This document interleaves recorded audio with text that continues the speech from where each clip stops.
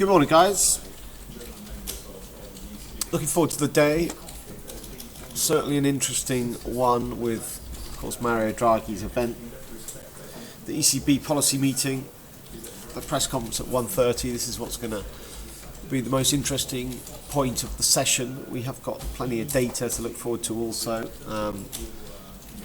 We've already had some data from Germany this morning. Their factory orders number at 7 o'clock was worse than expected at plus 0.8%. We had expected plus 0.23%. They've also just announced construction PMI figures that were actually a little better. So actually, and just looking at the DAX, so the German stock market here, top right of my screenshot, it's actually pretty stable. It's pretty balanced, and that's been kind of the feature of the last few days for the equity space.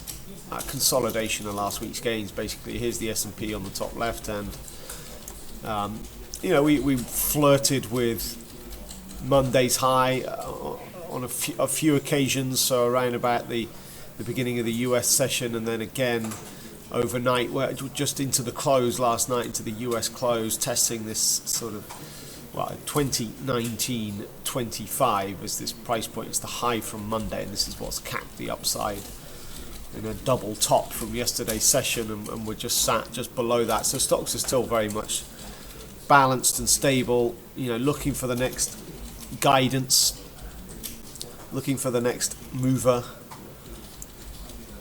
The big move actually overnight, and it was a fairly quiet session. We've still got decent upside for the Nikkei 225, and we actually the biggest mover overnight has been the yen, which and this is just a 5-minute chart looking at the movement overnight. So actually a big move around about 3 a.m. break up through the 115 handle, which led to a 50 pip surge. But then check out what happened with a big reversal and new lows for the session down around the pivot. It's kind of stabilized a little bit now, but this was a 150 pip reversal.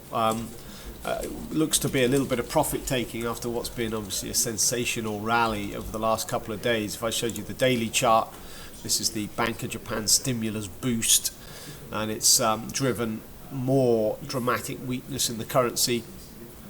7-year high this for dollar yen. Also the yen weakening against the euro, and this is going to be interesting. It's putting more pressure on the ECB to act. The ECB have engineered a weak euro. If we look at the euro-dollar chart, they've absolutely managed to do that over the last few months. There's no question. So the euro has weakened against the dollar, but actually the euro is a 10-month high against the yen. So just as, yes, they've engineered a lot of weakness here relative to the dollar, they're not getting weakness elsewhere, and in fact the opposite when you're talking about the yen. And is this going to force the ECB into more action? I don't think we're going to get we're almost certainly not going to get more action today in terms of new policy.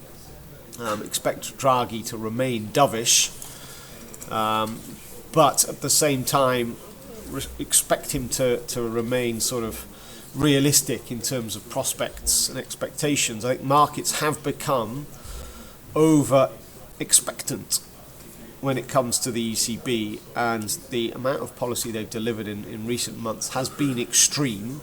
And I don't think, Draghi, even if he wanted to, isn't able to roll out more stimulus at this point. We've had rumouring this week that there's dissent in the camp. This is governing council members questioning Draghi's leadership within the ECB and questioning his dovishness. But these are the rumours and that's the backdrop going into today's policy meeting. But Draghi's not going anywhere. But the fact there is dissent just shows that as it stands, the policy they've delivered is probably enough. And as ever, if you'd like to get access to the full briefing, then click on the link to check out the Amplify-Live service. Thanks.